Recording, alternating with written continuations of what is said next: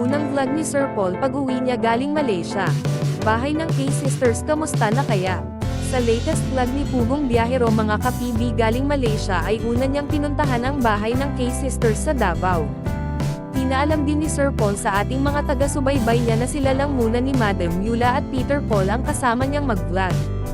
Kasi si Mang Ile ay nasa bakasyon pa sa Maynila kasama ang kanyang pamilya. Pinuntahan una ni Sir Paul ang pinagawang bahay para sa K-Sisters para malaman niya kung ano na ang update nito. At kung nasunod ba ito sa plano. Nilibot na ni Sir Paul ang loob ng itinayong bahay para tingnan kung tama ba ang sukat at laki nito para sa magkakapatid. Tinanong ni Sir Paul ang foreman kung okay lang ba lahat kung wala ba silang binago sa mga sukat nito. Tinanong din ni Sir Paul kung nabili ba nila ng tama lahat ng mga materyales at ang mga kulay na napili para dito. Sumagot naman ang foreman na maayos naman lahat at nabili nila ng tama ang materyales at tamang kulay na ibinili ni Sir Paul. Sinabi ni Sir Paul na mukhang matagal pa ito matapos.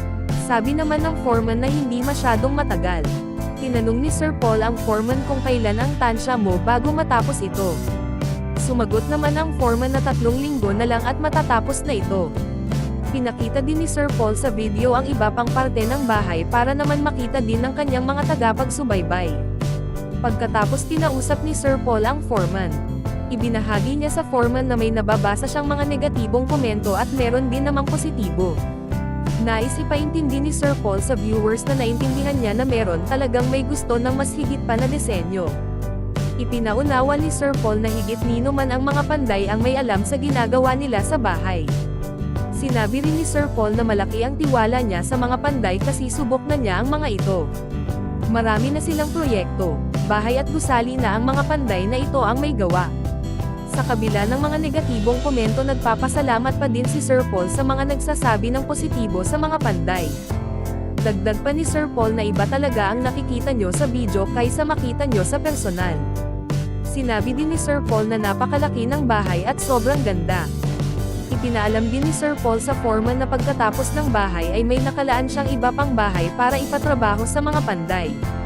Tinanong ni Sir Paul ang foreman kung game ba silang trabahoin ito. Sumagot ang foreman na game sila lagi at tinanong niya si Sir Paul kung saan. Sumagot si Sir Paul na nasa Luzon at kung okay lang ba sa kanila. Sumagot si foreman na wala silang problema kahit sa Luzon pa. Kung taga-subaybay ka ng Pugong Biyahero tulad ko mga ka-PB mag-like and subscribe ka na.